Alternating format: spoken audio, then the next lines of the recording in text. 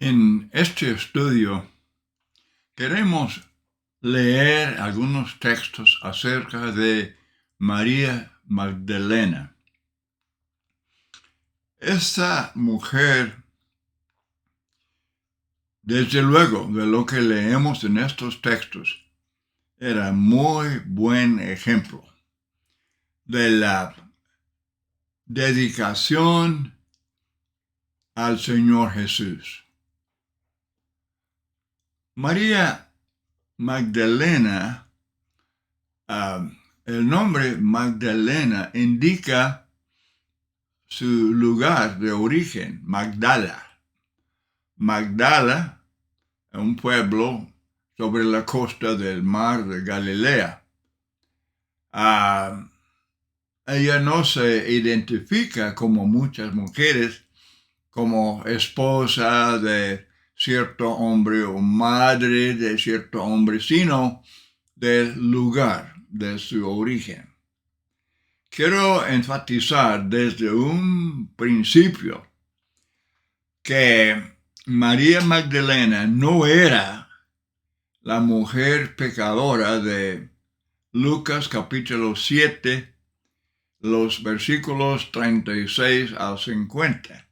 Este texto relata el caso de una mujer pecadora que Jesús perdonó, y algunos afirman que esta mujer era María Magdalena. Pero no hay nada en el texto que indica tal cosa. No hay afirmación, no hay inferencia necesaria. El punto es, lo que ha causado esta confusión es que inmediatamente después del relato acerca de esa mujer pecadora de Lucas 7, terminando el capítulo 7, inmediatamente se introduce María Magdalena. Pero es cambio de tema. Es cambio de tema.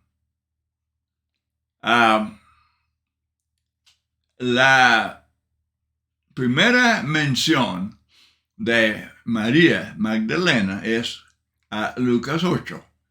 Lucas 8, versículo 2, y describe no solamente su fidelidad, pero también menciona su condición muy lamentable, una condición fuera de su control. Ella había tenido demonios.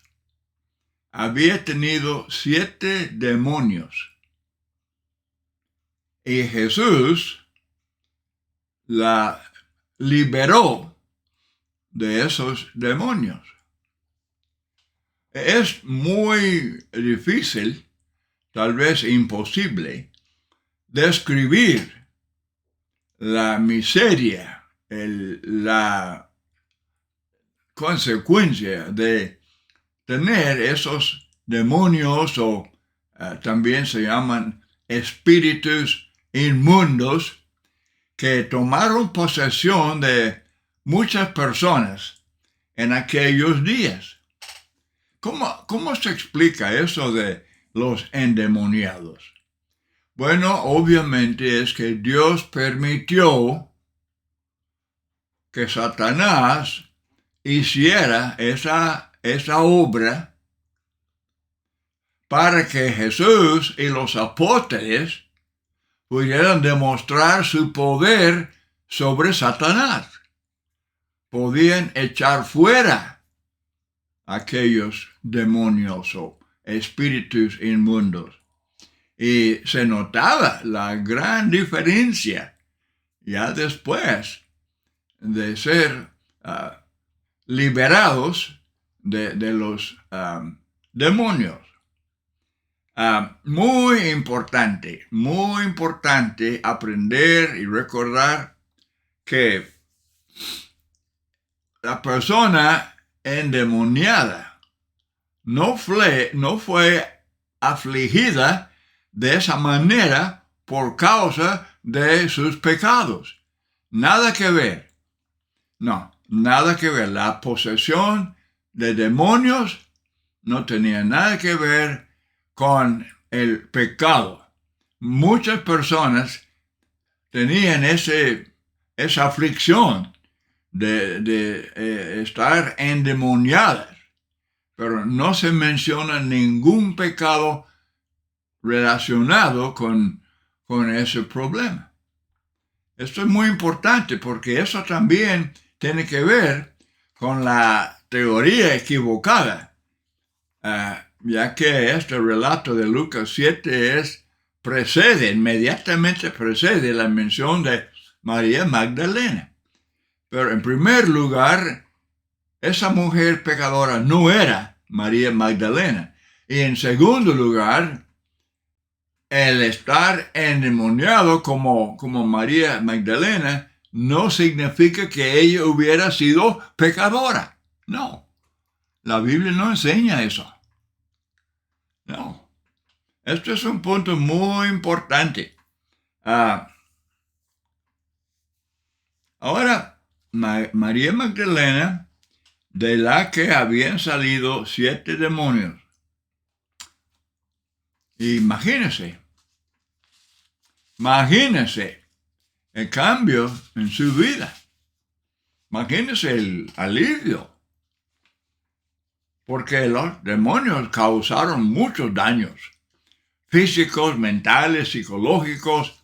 Ellos atormentaban a sus víctimas. El caso de aquel hombre que moraba en las cuevas, ¿se acuerda? Nadie podía controlarlo. Y seguramente él no podía controlar a sí mismo. ¿Verdad? Había mucha diferencia entre los diferentes demonios de los cuales leemos. Pero eran atormentados los que sufrían esta aflicción. Y aquel hombre que mencioné, eso está en Marcos 5, si quiere leer el relato. Ahora, no existe ahora ese fenómeno. No, eso fue en el primer siglo como para permitir que Jesucristo y los apóstoles los echaran fuera de las víctimas, y eso eran señales, evidencia. Eran las señales, entre otras varias señales, para demostrar la deidad de Cristo y la inspiración de los apóstoles. Sin embargo, hay que agregar que el mismo Satanás, el autor de ese asunto de los endemoniados, el mismo Satanás que produjo endemoniados, tiene control de millones ahora, pero con el permiso de ellos. Los endemoniados no dieron permiso a Satanás para causar esa miseria. No. Eso todo era involuntario. De parte de las víctimas era involuntario. Ahora, Satanás tiene control de muchísimas vidas, pero siempre con su permiso. Santiago 1:14 ayuda mucho sobre este tema por ejemplo, de la obra de Satanás, que cada uno es tentado cuando de su propia concupiscencia, malos pensamientos, malos deseos, malos propósitos, cada uno es tentado cuando de sus propias concupiscencias es atraído, seducido y peca. Pero eso es voluntario. La Biblia habla de resistir a Satanás y él huye de vosotros. Sí, claro que sí. El énfasis en la Biblia es el poder de Cristo sobre Satanás. Cristo es el vencedor. Él echa fuera a Satanás, pero obra por medio del Evangelio. Por medio del Evangelio, ¿verdad? Vencemos a Satanás con todas sus mañas. Es por medio de la muerte que Cristo nos rescata del poder de Satanás. Y el pecador se conecta con la muerte de Cristo al obedecer al Evangelio. Se arrepiente. Eso es muerte. En el arrepentimiento se identifica con la muerte de Cristo. Y luego es sepultado. Pablo explica eso en Romanos 6, es el bautismo, inmersión, sepultura de agua, y luego resucita. Ahí está la resurrección de Cristo. Resucita para andar en vida nueva. Ya fue trasladado del reino de Satanás al reino de Cristo. Colosenses 1:13. Cuando uno obedece al Evangelio. Ahora los demonios no podían, por su propia voluntad, ellos no podían echar fuera a los demonios que tenían.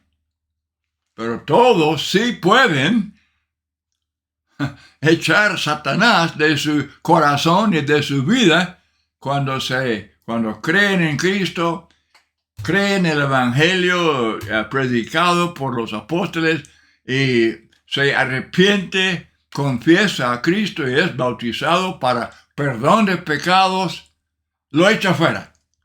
Lo echa fuera y ya está en el reino de Cristo, ya no está en el reino de Satanás, no están bajo el control de Satanás. Eso es, desde luego, voluntario.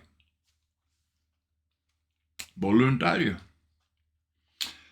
Mateo 12, 43 al 45, cuando el espíritu inmundo sale del hombre, anda por lugares secos buscando reposo y no lo halla. Entonces dice, volveré a mi casa de donde salí, y cuando llega, la halla desocupada, barrida, adornada, y entonces va y toma consigo otros 7 espíritus peores que él.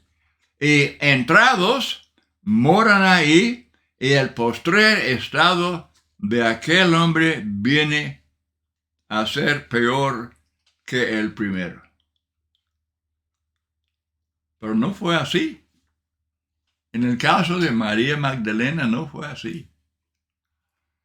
Y seguramente la asociación que tenía ella con Cristo, estando con él, siguiéndole desde Galilea, mostrando su amor, mostrando su gratitud. Seguramente, de esta manera, ella nos pone un buen ejemplo, que nosotros, habiendo vencido a Satanás, no dejemos que él vuelva a nuestro corazón, a nuestra vida, a nuestra conducta. No. Y si estamos como María Magdalena, muy agradecidos, llenos de gratitud, estamos pensando en Cristo sufriendo en la cruz de Calvario. Eso fue el precio de nuestra redención. Él compró la iglesia con su sangre, Hechos 20:28. Y esto debe llenarnos de gratitud. Recomiendo que lea Romanos capítulo 8. Romanos 1, comenzando con el 18. Pablo con lenguaje fuerte, él con mucha franqueza. Él habla de cómo Dios, Él nos da amplia evidencia de su existencia. Y lo invisible de Dios, su poder, su deidad, es manifiesto en las obras gloriosas de la creación. ¿Verdad? Y luego, nosotros todos, aunque fuimos creados, la imagen de Dios, todos hemos pecado, nos hemos alejado de Dios, pero Dios, con su amor, gracia, misericordia, provee la salvación. Y podemos obedecer al Evangelio, obtener el perdón de pecados y salir de ese control de Satanás. Qué pensamiento muy hermoso. Pero los ingratos, Pablo habla en ese texto, en Romanos 1, de los ingratos. Hermanos, la gente habla muchas veces de la gente buena. Seguramente Dios no va a castigar eternamente a la gente buena, los que simplemente no obedecieron al Evangelio, no fueron bautizados para perdón de pecados. Entonces, ¿pero qué hacen la buena gente? ¿Qué hace la buena gente? Los que no obedecen al Evangelio, los que no reconocen, ¿verdad?, su pecado, su culpa, y quieren obtener el perdón de Dios, ellos están dando espaldas a Dios. Están dando espaldas al Calvario. ¿Cómo ve eso el Dios del cielo, el Cristo que murió por nosotros? ¿Es buena gente? La Biblia no dice que es buena gente. Dice que cuando Cristo venga, Él viene en llama de fuego para castigar a los que no obedecen al Evangelio. ¿Quiénes? Todos.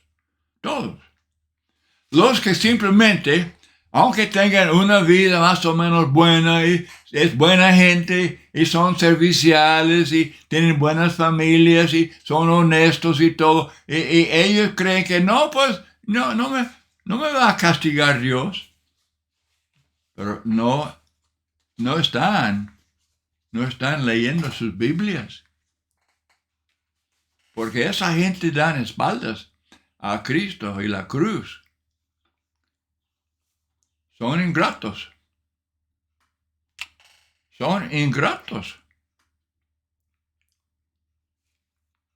Porque no están agradecidos por la gran salvación que le costó a Cristo tanto sufrimiento.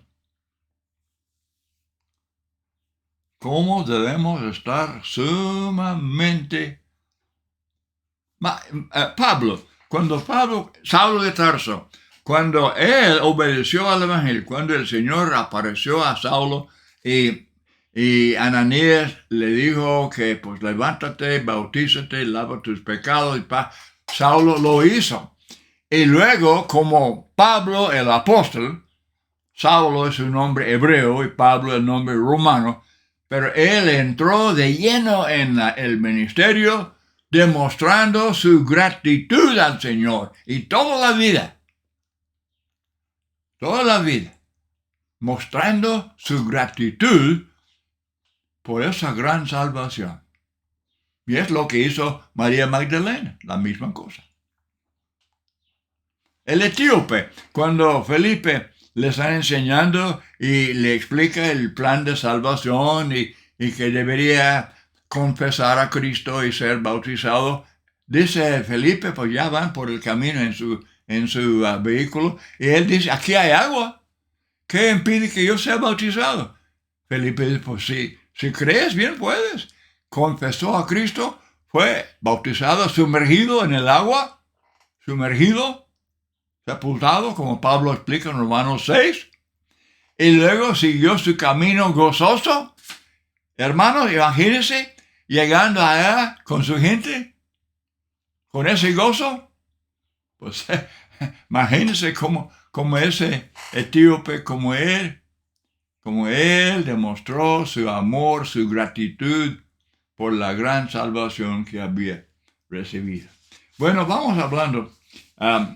Estas mujeres, cuando Jesús fue crucificado, ahí está María Magdalena, estaban ahí muchas mujeres, las cuales habían seguido a Jesús desde Galilea, sirviéndole, entre las cuales estaba María Magdalena, Mateo 27, 56, 57.